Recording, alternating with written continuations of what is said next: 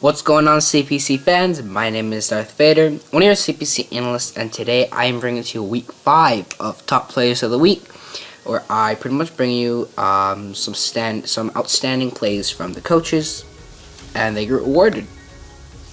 This week, I do have 4 top plays instead of 5. There were a couple of possibilities I could put on this list, but I felt that these 4 stood out a lot more than the couple of plays that I could have potentially put on this list. There's that, and also this can give some spoilers, so if you haven't watched all the games, I believe the coaches links will be down in the description below, so please go check out all the coaches and watch the games this week. So remember, this week number 5, and let's just head straight into this. So first up in number 4, we have play from Juiced and the Angels of Bahia. They're taking on Shadow and his Connecticut Crocodiles. So, just decided to lose Lando T as Kira Black. He's gonna leave probably, and I'm gonna start this game off. I'm gonna swap, go into Lando as the Shadows go for the U-turn. Let's relax. Swaps, goes to Kira Black, taking the Ice Punch, which is a really good read. But right here, Juice knows that Shadow feels that this matchup is good for him. US Lux can generally wall this, but Juice is going to surprise him by knowing that. He's going to whip out the Z move, Sub-Zero Slammer. I believe this is the Free Shock to take care of, or to help with Snorlax and maybe Mega Steelix. Actually, no, I'm running Mega Steelix, but we might do just jump Steelix. But this is a really good play on this part. I definitely read Shadow to stay in and not try to scout for the Z move. This is also going to give a lot of room for the Togekiss once Kieran Black goes down. He's going to set up a nasty plot with the Togekiss and just dent a huge hole in Shadow's team. So it's a really cool play on his part, and this definitely earned him the number 4 spot this week, so congrats to you.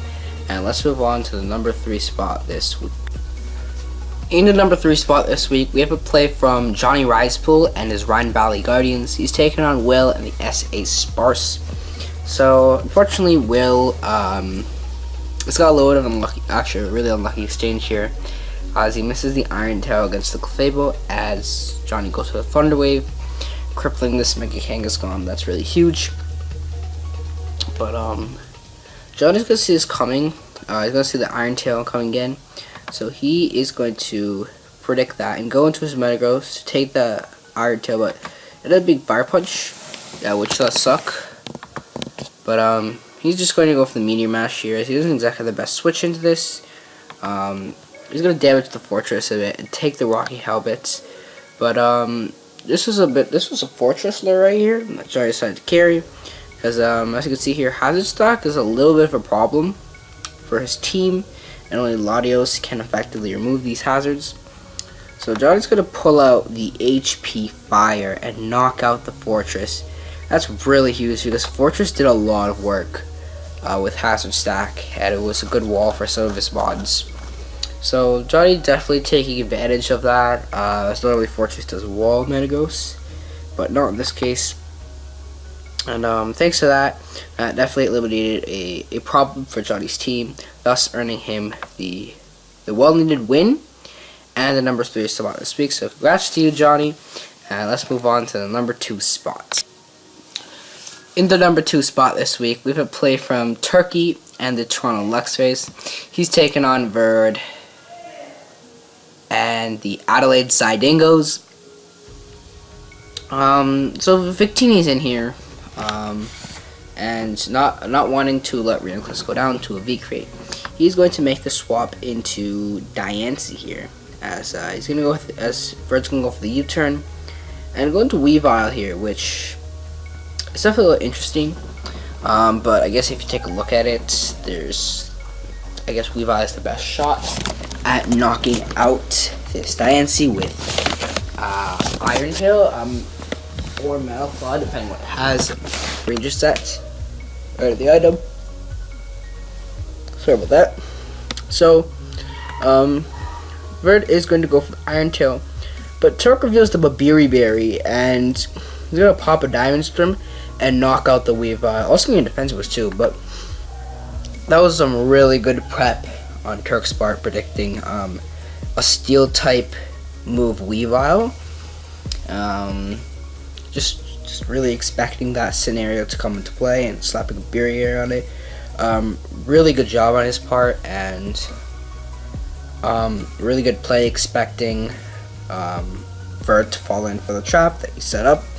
So congrats to Turk. That was really cool. That was some really good tech. And congrats on the number 2 spot this week. And let us move on to the number 1 spot this week. And finally, in the number 1 spot this week, we have a play from Jake and the Virginia Tech Brokies. He's taking on Aberforth and the Brisbane Breloons. So at this point, Jake, he got rid of the Lucario. Just pretty good for him. And Abe decided to go to Shiftry, and that's a little bit of a problem because Shiftry can knock out Hoopa, or at least put a huge dent into it. So Jake's going to decide to switch into his Aerodactyl. I believe Shiftry gets X-Scissor, so that could have potentially happened, or Aerodactyl could have taken the hit and forced it out. So right here though, Abe is going to set up the SD here, and that was definitely a little scary. And this is a series of 50-50 plays, or this 50-50 play here. Either Jake goes for a non-attacking move like Rocks or something to scout for a taunt, and Abe goes for Sucker Punch, or he predicts Abe not to go for the Sucker Punch and go for an attacking move and knock it out, or Abe goes for Jake goes for taunt, or like a non-attacking move on his Aerodactyl Rocks or something, and Abe Sucker Punch, or Abe used an attacking move. Aerodactyl's dead. If the Aerodactyl does attack and Abe goes for Sucker Punch, Aerodactyl's dead. So we're gonna see what Jake decides to do. Abe goes for the Sucker Punch as Jake goes for the taunt. That was a nice 50-50 read. And now it's Jake has to decide whether to taunt or Rocks at I should have said, or go for the attack move. And Jake's gonna activate the Z move, the Continental Crush. He's gonna knock the Shifter down or out. And you got both 50-50s correct. So to what could have been a disastrous result with Shiftry possessing, I believe it could have really dented a huge hole in Jake's team. So definitely that was really good on his part, and he still has a full health regular Aerodactyl on the field, and making this 6-4 with the 2 plays I made his Aerodactyl definitely for sure earned himself the number 1 spot this week. So congrats to Jake on that part. Yeah, I guess that just concludes top plays of the week.